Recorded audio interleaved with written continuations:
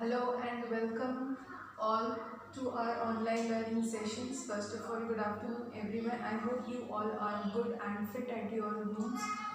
So take care of yourselves, don't go out, and please carry out all the hygienic activities that you can, like cleaning yourself or cleaning your hands every now and then when you touch things.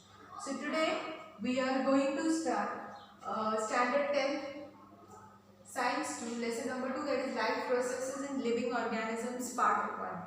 So in the previous session, we had seen the living organisms and the life processes which were there, and the energy production is from the oxidation of glucose to get the ATP molecules. Now in that also, that is on a cellular respiration. Now in that there were two methods, aerobic respiration and anaerobic respiration. In aerobic respiration, it is in the presence of oxygen. Anaerobic is in the absence of oxygen. So in the presence of oxygen, glucose is completely oxidized. But if you see, in the absence of oxygen, that is in anaerobic respiration, you will find there is incomplete oxidation of glucose taking place. So we'll revise the first aerobic respiration. In that we had three steps: glycolysis, carboxylic acid cycle, or you can call it as a Krebs cycle. Then we had the electron transfer chain, and finally a molecule of glucose is completely oxidized to give molecules of CO2 and H2O. And after the oxidation of all the glucose molecules, the total number of ATP molecules formed are 38. So always remember that. Then we had seen the ATP and the ADP. ATP is the adenosine triphosphate. Now that is known as the energy currency of the cell. And when the energy are actually stored in the phosphate bonds, when they break, they release energy, and then it is known as adenosine diphosphate. They have shown there like the recharge batteries, it is green, it is ATP, and then when it is down, it is ADP, because there the phosphate bonds have broken and energy has released from them.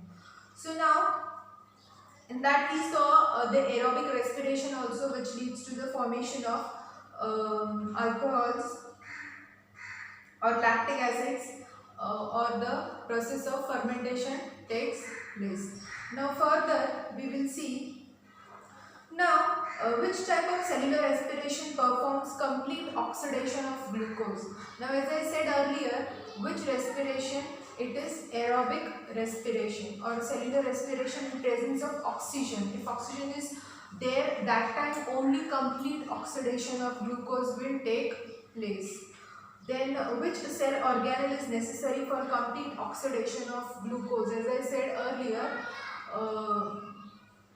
that the complete oxidation takes place in mitochondria. The acetyl CoA, which is formed in the cytoplasm, the glycolysis process takes place in the cytoplasm, and after that the molecules of acetyl CoA, they enter the mitochondria, and the remaining process takes place in mitochondria. So the cell organelle, very important here, is the mitochondria.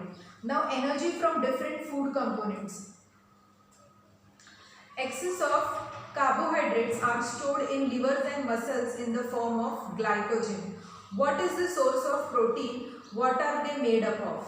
Now see, proteins, they are macromolecules formed by bonding together many amino acids. Now we had seen this in the first chapter, where we seen the amino acids which are formed.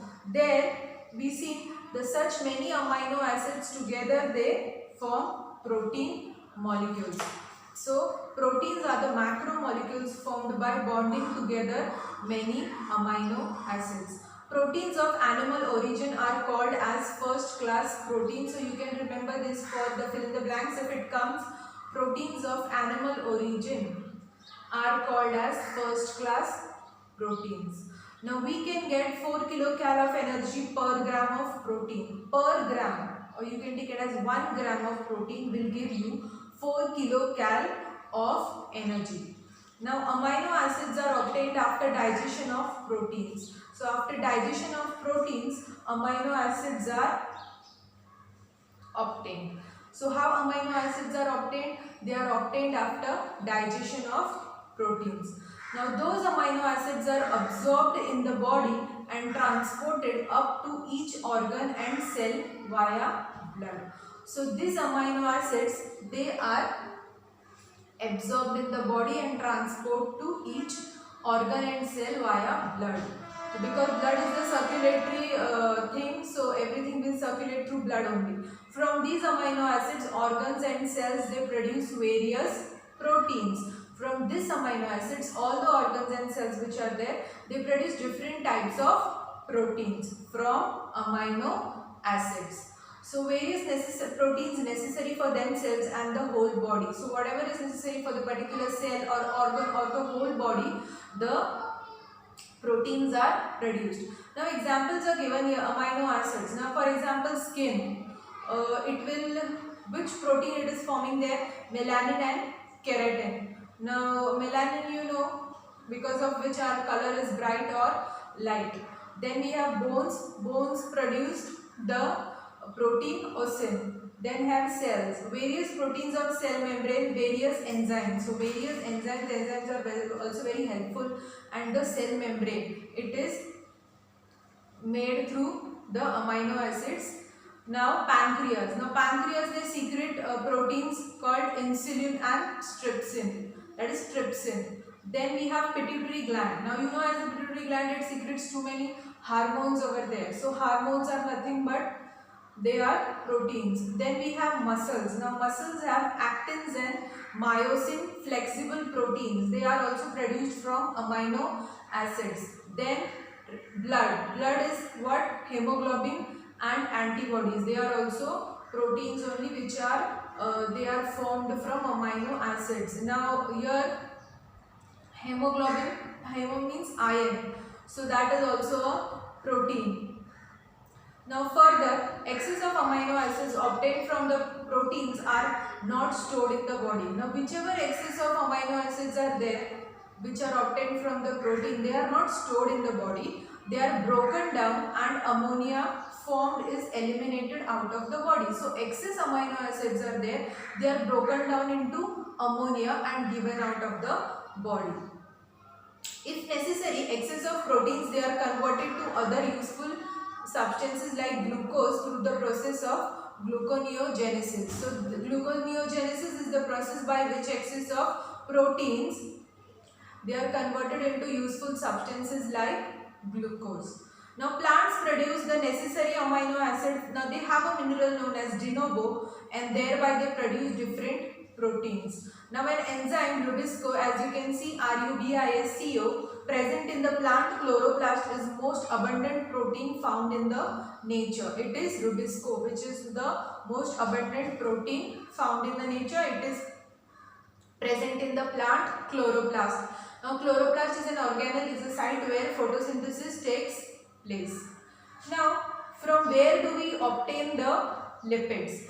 Now the substance is formed by specific chemical bond. There is a specific chemical bond. Substance is formed by specific chemical bond between fatty acids and alcohol. Fatty acids and alcohol together, lipids. The bond which is formed between fatty acid and alcohol together known as lipids. How fatty acids are formed? Fatty acids are formed from fats that we get from ghee, butter, what we eat. So fatty acids, they are like building blocks of fat. So from fat we get fatty acids. And the specific chemical bond between the fatty acid and alcohol will give you lipids. Now digestion of lipids consumed by us is nothing but their conversion into fatty acids and alcohol. So lipids, they are converted into fatty acids and alcohol. Fatty acids are absorbed up and distributed everywhere within the body. From those fatty acids, different cells produce various substances necessary for themselves. So cells, with the help of fatty acid, they produce various useful substances for themselves. For example, the molecules called as phospholipids, which are essential for producing plasma membrane, are formed from fatty acid. Now, as you can see, they have given here that phospholipids, which are essential for producing the plasma, for making the plasma membrane, that they are formed from fatty acids only. Besides, fatty acids are used for producing, now you know the various types of hormones, progesterone, estrogen, testosterone, then aldosterone, etc. These proteins, female and male hormones, they are formed from fatty acids and covering around the axons of the nerve cells. Have you seen now the nerves, they have two parts, axons and the dendrites. So the axons, their cover is formed from fatty acids. We get 9 kcal of energy per gram of lipids. So we get 9 kcal of energy per gram of lipids. From 1 gram of lipid you get 9 kcal of energy. Now 1 gram of protein was giving you 4 kcal. Now, excess of lipids are stored in the adipose connective tissue in the body. So, they are stored in the adipose connective tissue. So, you can remember that for fill in the blanks. Now, see here.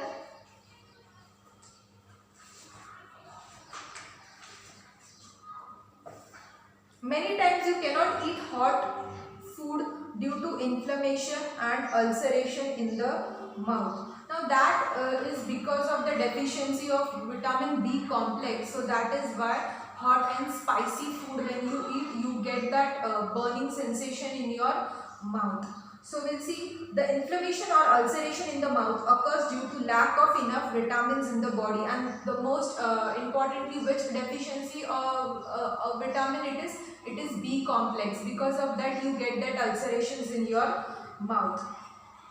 Now, some persons experience difficulty in night vision since their childhood or adolescence. Now, adolescence means the period from your childhood till you become adult. That period is adolescence. Now, in that they experience difficulty in night. Night vision. Night vision means at night they are not able to see. Now, that is because of the deficiency of vitamin A. So always remember, vitamin A deficiency causes night blindness. So it is very important to fulfill that requirement so that we are not really affected by the vision.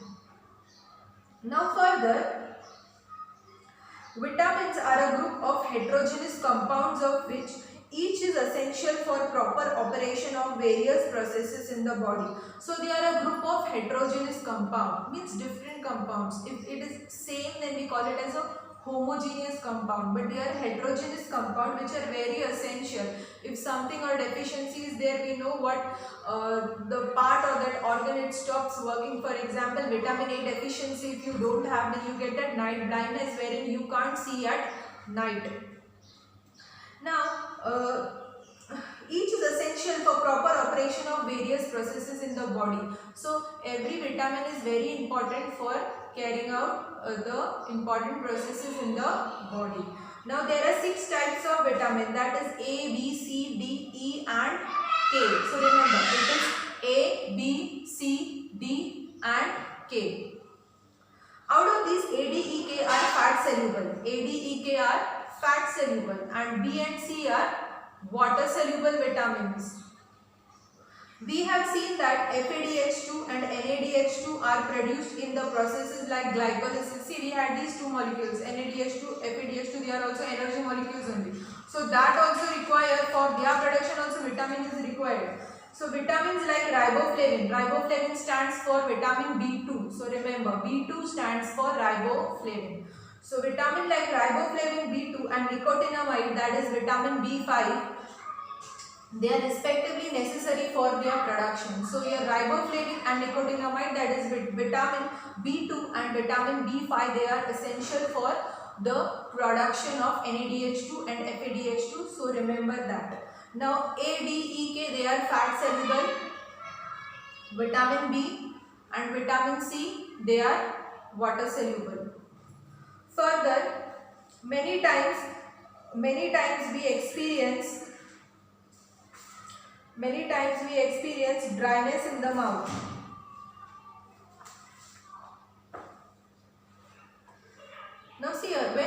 experience dryness in the mouth? See, our body, there is 65 to 70% water. Now what happens when you are perspiring or doing heavy exercise and all? That time when you are perspiring, so that time you are losing water from your body. So that time you start to feel that your mouth is getting dry and you need water that time. So in our body there is 65 to 70% water. This proportion is always maintained. So that proportion is always maintained in the body. Now sometimes we lose lots of water through perspiration. Through perspiration means the sweating what you get, or sometimes for a longer period of time there is no water to drink. Because frequently in summer season, so frequently we need water to drink. But for example, 1 or 2 hours you have not got the water to drink. So that time your mouth will start feeling dry, as if even if your throat is feeling dry, that you need water at the same time very urgently. So dryness is a natural feeling which creates urge in us to drink water. So that time we come to that you desperately need water to drink. Then we have oral rehydration. Sugar, salt, water is frequently used in persons experiencing loose motion. Now what is loose motion? That is diarrhea or dysentery. Dysentery is horrible. It is more dangerous than diarrhea, worst it is. So in that case what happens? In loose motions, all the water from your body is given out through loose motion. So all the water is lost. So that time you feel dehydrated. So that time the doctors, they give you ORS, that is oral rehydration solution. In that case the minerals or sodium ions mostly, they get again, you can make them again in your body through the oral rehydration solution. You can get them back in your body and maintain that level. So here loose motions cause a lot of loss of water from the body. This may result into dehydration, and that can be lethal also. Lethal means very dangerous. It can be life taking also. So especially in your young children there is a very serious problem. See, small children, if they are suffering from diarrhea and all, so that time they are losing tremendous water from their body. So it is very essential for them to give ORS, so that all these nutrients and sodium ions and all, potassium ions and all are again restored in the body. This is to bring back the normal proportion of water and electrolytes, K plus, Na plus. The electrolytes, oral rehydration solution is given to the persons. Now mostly we drink the Glucon-D also during summer season, or even when we feel very weak, when we are ill, we feel weak, we take these oral rehydration solutions, or even electrolyte what you get in the medical, and even the Glucon-D we drink. So the next one is we sweat during summer and heavy exercise. Now what happens during summer or heavy exercise? When we do, there is rise in the temperature of the body and our body starts sweating. And in that sweating, if you find after the sweat has gone, you will feel that the body has calmed down, the temperature has come down. Now see, during summer the environmental temperatures are very high. So the environmental temperature, you start sweating because of hotness. This causes rise in our body temperature. Exercising also causes rise in the body temperature. But since we regulate our body temperature to a constant level, the sweat glands, they get automatically stimulated. Now this induces perspiration, what we sweat.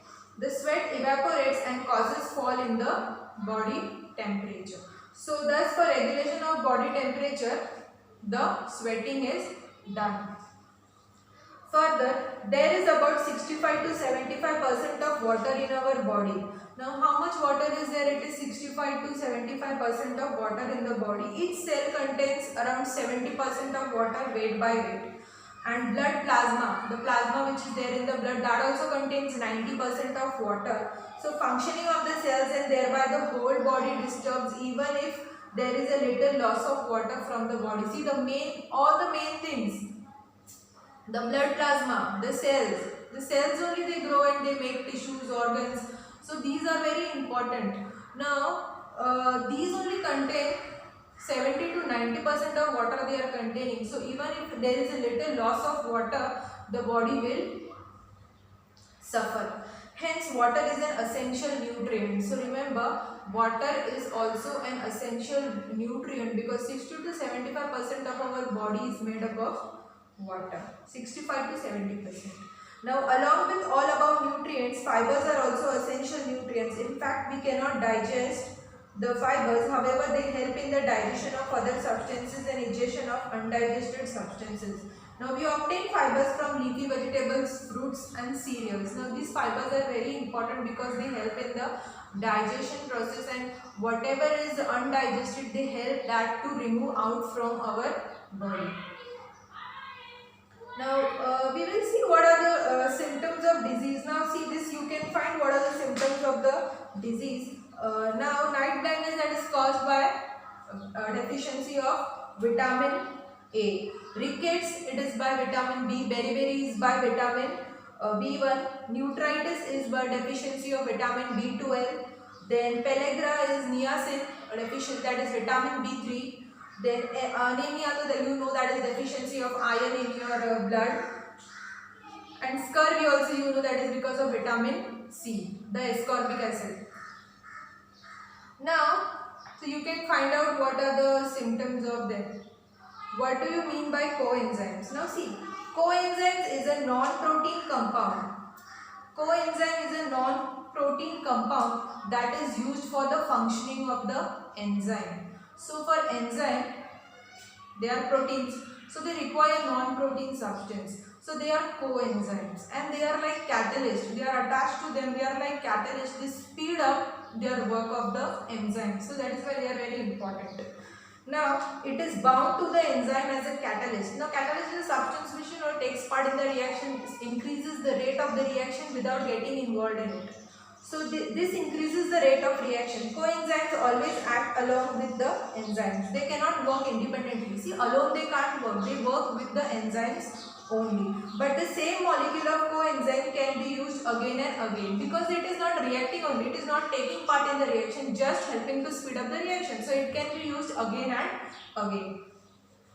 Many coenzymes are vitamins or derived from the vitamins. When vitamins intake is too low, then the organisms also lacks the coenzymes that catalyze the reaction. So whatever reactions are going on, for that we need vitamins. So vitamins, mostly the coenzymes, they are made out of vitamins. So vitamins are less, so the speed of the reaction will be low in our cells. Further, water-soluble vitamins which include B complex and vitamin C, they lead to the production of coenzyme. Mostly the water-soluble vitamins, that is vitamin B and vitamin C, vitamin B complex. Two of the most important and widespread vitamin-derived coenzymes are, it's NAD, that is nicotinamide adenine dinucleotide, and coenzyme A. So these are the important coenzymes. Now write the full form of FAD. See, find the full form of FAD. FAD is flavin adenine nucleotide. This we have done earlier also. FMN is the flavin mononucleotide. NAD is nicotinamide adenine dinucleotide, and NADP is nicotinamide adenine dinucleotide phosphate. So all these things, just remember the full forms. How much quantity of each vitamin is required every day? So for vitamin A, the everyday requirement is around 700 to 900 micrograms. It is micrograms. B complex, it is 100 mg per day for adults. Then C, it is 75 mg. D, it is 5 microgram. 5 micro. Less it is compared to mg. Then E, it is 10 mg. And K, it is 80 microgram. So here, these were some of the quantity of each vitamin that is required for every day. Now what happens? Now next is what we have is cell division as essential process. Now in that, what happens to the cells of injured tissues? Now what will happen to the cells of injured tissue? Now see, when the tissues or the cells, they are damaged, now they don't perform their regular functions, what is there, so which is essential for our life processes. So at the site of injury, the blood capillaries, they will rupture and the area gets inflamed and many cells are damaged. So the capillaries which are there, they will rupture because you are getting hurt over there, and you will start getting that pain in your body, whichever part of the body you are affected. So the cells are injured. So that time the cell division takes place. We are going to see further. The cells, they divide quickly and they make, you can, if you are getting over hurt over some place on your body, you will find after some days again the skin has come. That is because of the cell division. The other good cells, they divide and they form new cells and they form that layer. Now further, whether new cells are formed during healing of wound. As the wound heals, there is a scab developed, which is the skin which is developed on that. So the cells surrounding the wound start dividing rapidly. So the healthy cells, they start dividing rapidly and they patch up that area. So new cells are formed by cell division. So new cells are formed by cell division to heal that wound. When you are a kid, from kid to adult, the cell division process goes on. That is why you grow and become big. So it is very essential for the development of the body. Further, do plants get injured when we pluck the flowers? It was thought that plants, they don't have a nervous system, but now research has said that even they feel the sensation. The tissues that are lost in the plants also, they get again by cell division only. Further, how does the growth of any living organism occur? Does the number of cells in the body increase? Yeah, as I said earlier, now as the living organisms grow due to the increase in the number of cells of body only. When you are small, from small, when you grow big, so there is the cells, they divide and they form new cells, so that you can, for your development of your body from a small kid to an adult. So the cell divides regularly and add new cells which are essential for growth. The cell division is thus necessary for the growth of the body. Cell division is very necessary for growth of the body. And also for regeneration and repair of tissues. Repair of tissues means when you get hurt, the area which is wound, to heal that wound again you need that layer of skin. So that is done by the cell division only. Further, how the new individual of a species is formed from the existing one of the same species. Now see, that is by reproduction. Sexual or asexual reproduction. In sexual reproduction there is gametes. The male gamete, female gamete, sperm and ovum, they form zygote. And through that process you will find embryo is formed, new individual is formed from that. So all these things, the parents, DNA, chromosome, genes, all these things, they help to make a new individual which have the characters of their parents. Now further, we will see cell division is one of the very important properties of cells and living organisms. So cell division is very important for the growth and development of organisms. Now there are two types in that also. Now due to this property only, a new organism is formed from the existing one. From the existing one, new organism is formed because of cell division only. A multicellular organism grows up and emaciated body can be restored. Now emaciated means what? The body, because of illness, it is become very thin and weak. But as you increase your diet and all, you will find that you will grow good. I mean, there will be a development shown in your body, and then that your emaciated body will be turned into healthy body. Now that is because of the cells only, because they only help to grow and develop the body. Now further, there are two types of cell division as mitosis and meiosis. Now remember, two types of cell division, mitosis and meiosis. Now this is the mitosis which I have drawn over here. So mitosis, they occur in the somatic cells and the stem cells. Somatic cells, stem cells. The normal cells, somatic cells, they are known as somatic cells. So mitosis occur in the somatic cells. Meiosis, they will take place in the reproductive cells, that we will see later. Before the study of a division, we know that the structural organization of a cell, and we have studied earlier. Now each cell, you know that each cell has a nucleus. Downside you have cytoplasm, in that the organelles are present. All these things you know. Inside the nucleus, chromosomes are there. Besides, other cell organelles are also present. Let us study the cell division with the help of this information. So first we will see. Now see, this is the shape of the chromosome, as you can see over here. This is P arm, this is the Q arm. At the center, this is the centromere where they are joined. So this is the centromere. Now chromosome is nothing but it is made up of, we have seen this earlier in 9th standard also, chromosomes, they are made up of what? DNA. So this thing, what you can see inside, this is nothing but the DNA what we learned. Now, a pair of each type of chromosome is present in 2n condition. 2n, n means if it is in humans, it is 46 chromosomes, means 23 pairs. So 2 into 23, it will become 46. So, and a single chromosome of each type is in a single n condition, like the gametes. They have 23 from father, 23 from mother, so total it will be 46 in the human being. So besides, we'll see mitosis. Somatic cells and stem cells, they divide by mitosis. Mitosis is completed through two main steps. Now see, mitosis takes place in the somatic cells and the germ cells. Now it is taking place in two steps. First is karyokinesis. Karyokinesis means division of nucleus. Nuclear division. It is karyokinesis. Karyokinesis is division of nucleus. Karyo means nucleus only. So karyokinesis means division of nucleus.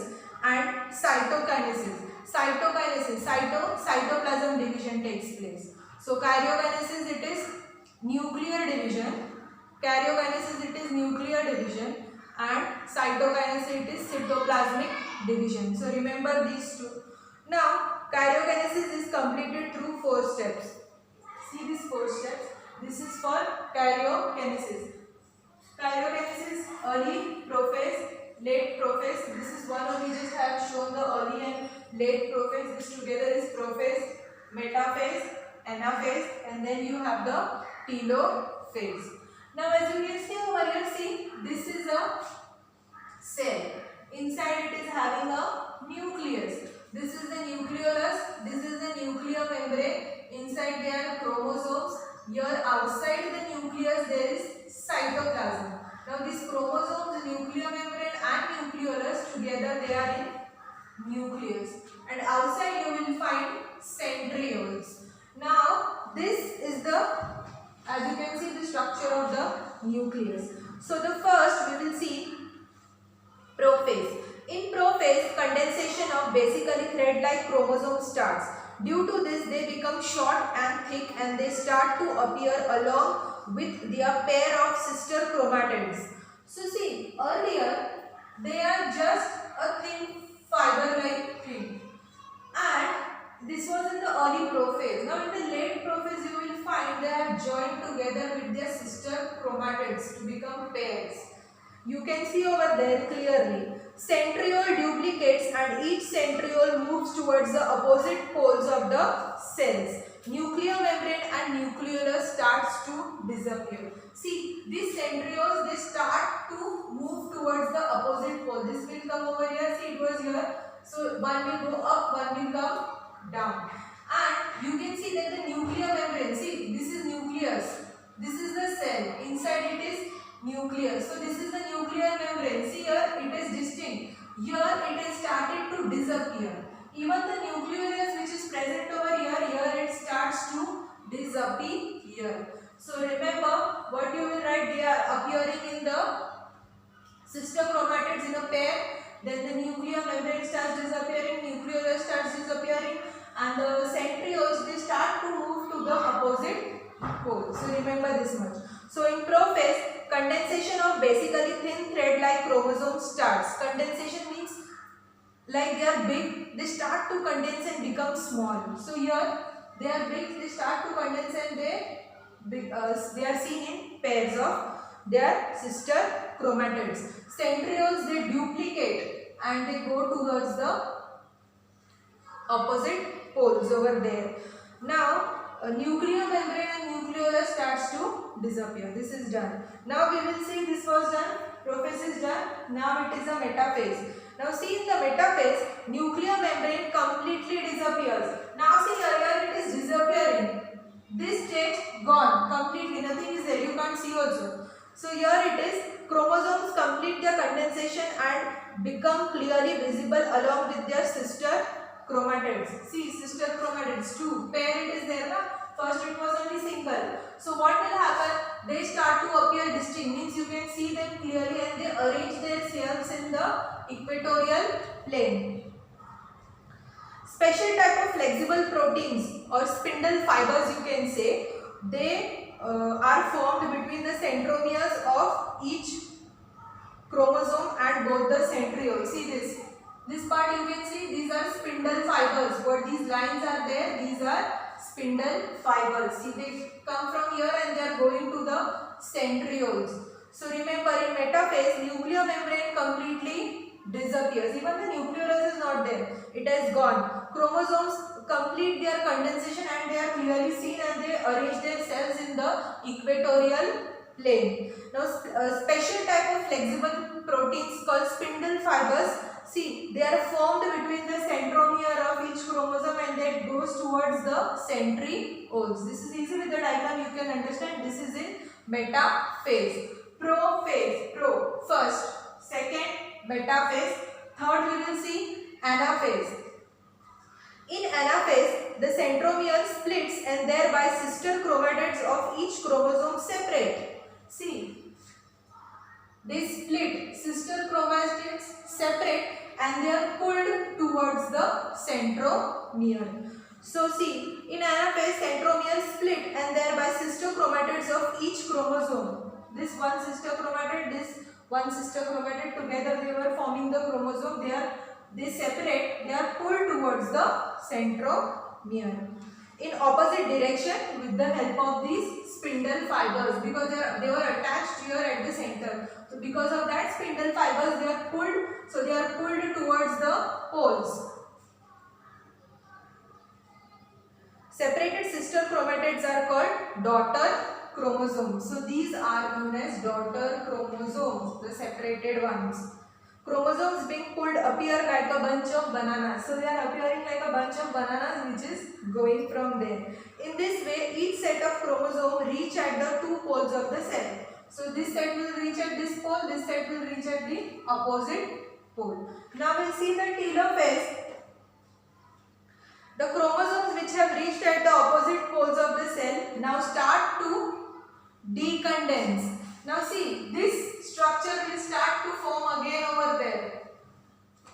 These were condensing over here. It will again come back. Now it will start to decondense over here. See, and you will find that the nuclear membrane is again appearing. Nucleolus is also appearing at the two poles. So here two new cells will be formed. And see, this is the constriction in the cell membrane. Now we'll see the chromosome which have reached at the opposite poles of the cell now start to decondense, due to which they again become thread-like, thin and visible. See, again they are becoming here, as same they were in the early prophase. Nuclear membrane is formed around the each set of chromosomes reached at the pole. See, these chromosomes reached over there, these reached over here. So see, again the nuclear membrane is starting arranging. Thus two daughter nuclei are formed in the cell. Nucleolus also appears in each daughter nucleus. So we have seen, see, nucleolus is also appearing over here. Spindle fibers completely disappear. Now these spindle fibers, as you can see, they have completely disappeared. They are not at all visible. In this way, karyokinesis completes and cytokinesis begins. Karyokinesis over. Nucleus divided into two. Now what is cytokinesis? Now see, this will constrict and then you will form here new cell. So this cytoplasm is also divided between two. That is why it is cytokinesis. The cytoplasm divides by cytokinesis and two new cells are formed which are called as daughter cells. So from one, two new cells will be formed, that is known as daughter cells. See, this way this one and from here two new cells will be formed and they are known as daughter cells. For in this process, a notch is formed at the equatorial plane of the cell, which deepens gradually, and thereby, see, this notch is formed which will deep gradually and two will separate over here. However, in case of plant, instead of a notch, a cell plate is formed along the